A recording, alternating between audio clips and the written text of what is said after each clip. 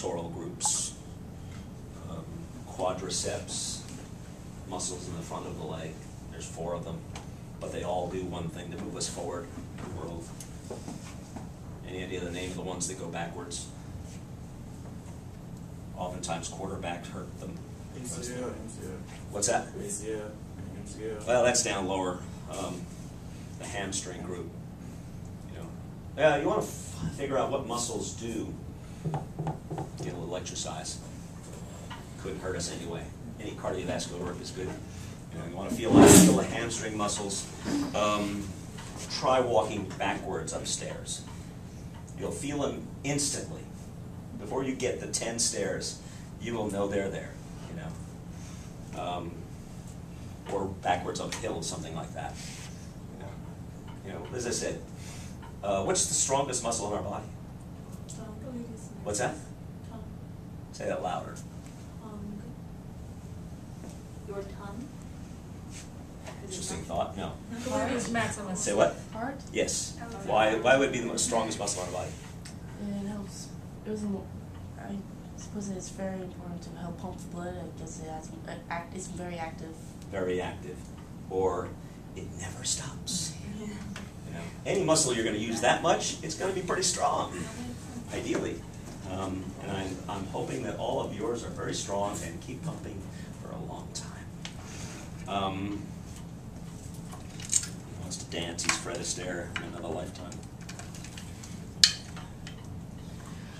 A couple of quick things, and I'll talk a little bit about the hand, and then before I completely bore you to death, I will get you drawing some of Bobby, because I also want to look at sketchbooks, and there's a lot of you still and a lot of me.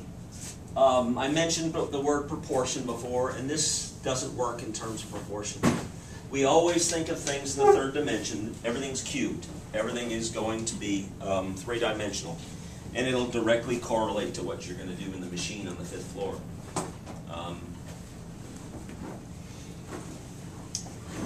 We are logically 8 heads high, but that's fine if we're standing upright. We have to figure out the general proportion of the human form. And in the upright fashion, you need to fix that. That irritates me to know when seeing it bent like that. I undid it and re-glued it, and it's a problem. The master dimension, what was taught to me, what really does work, and what I'm going to tell you is a rule of thumb. And all rules of thumb are meant to be taken for, this is a for instance kind of thing. And then, as I said last week, we have to then figure out, as we draw somebody, here's my basic structure, rule of thumb.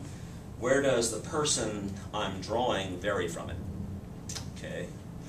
And I mentioned the 5-eyed cube last week. That if we draw the head, it would fit into a cube. Flat-on square shape.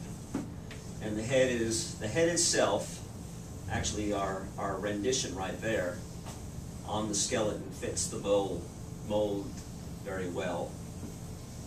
It's a round shape in a square form without the mandible. Look at this distance here. It's virtually square in dimension because the jaw is not in the way. We don't see it that way. We add the jaw on, we logically get, let me backtrack that. The distance from here to here across is 5 eyes width. Okay, you look at your own face, and there's an eye here and an eye here, and you can logically put one more eye in between, and we don't just end there. Okay, there is a little something on the side. There is a few muscles, temporal muscle here, that gives a little more thickness to the skull. And there's logically about one more eye to the outside of that, one more to the outside of that. And that varies from person to person. Okay. Not the hair. Hair is different. That sits on the skull. That's the mistake of the novice too, by the way. We draw the hair on the person's head. And it's not part of the head itself. It actually comes out of the head. So we build the head first, and then we figure out how the hair fits on it. Like a toupee. So this is 5 eyes width, and that's a for instance. And we'll kind of talk about that. We'll need a center line. Once again, we're symmetrical creatures. We draw a center line down. And we can drop that down another 5 eyes. We have another set of 5 eyes. Give me another cube right here. Okay. And the eye, the head, here's the side view. We can draw that line across, that line across. There's that round shape. There's the other side of my box. I'm just going to do it there. And in front of that is an egg that fits here. We'll be dealing with this for some time, and that bottom of that egg gets us about where our jaw will be. And you'll just see it gives us 1 or 2 eyes down in that side view. And so the jaw would fit in front of this form. Smaller form than the front because we tend to be smaller in the front than we are in the back. Parents in the room? Child? You hold the baby in your arms, you look down on it a lot, and you see this big lump. Of course, the head is larger on a child than it is on the rest. The head's really pretty big when it comes out. It's got to catch up. Everything has to catch up to it. And you see that round shape a lot. You know, you'll remember that. This distance down here, okay, so the jaw will be down here. But we're seeing, when I'm drawing a lot of these things, and when I draw the figure here, and when I pull out paper and show you drawing that I've done, one thing that helps me a great deal is because I know anatomy pretty well, I'm drawing both sides of the form at the same time. I'm thinking about the 3 dimensions. I'm always looking at the figure and seeing through it. So I can see, I'll talk about certain things, and then instantly I'm going to be talking about the backside, because that happens a lot when we deal with the pelvis. This 5-eyed cube, as we come down, takes us to the pit of the neck, which once again sits right here. And you actually see the sternum coming this way and the 2 collarbones, the clavicle, coming this way. It creates this little divot right here, which I find incredibly useful in a drawing. You know, almost all the models, you see it very prominently, especially depending on if they move the neck or something like that, or rotate the head. Because it provides me a definite center line.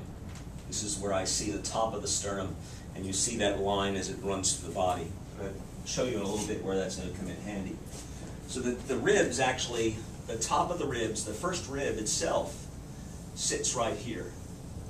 And it's not a 5-eyed cube. It's really, that first rib is about 4 eyes round.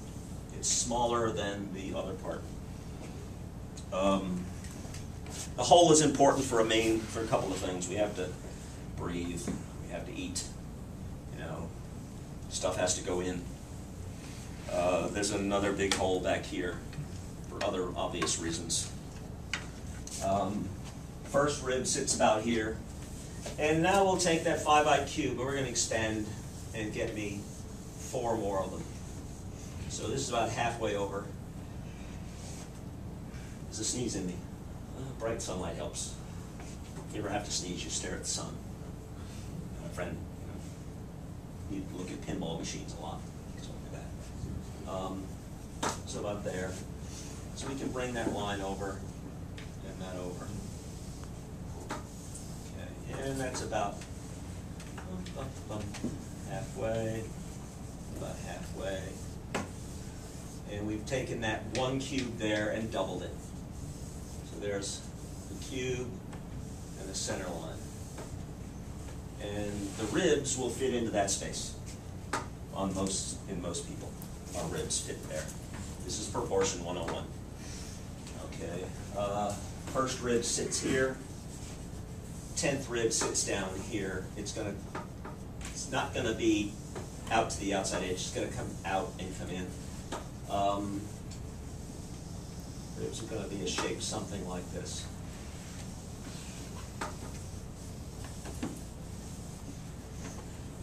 Definitely a little bit wider. That's closer to it. And the sternum, actually it's 3 bones. The nubrium, I believe, is the first one. I might be wrong on that one. I didn't study that.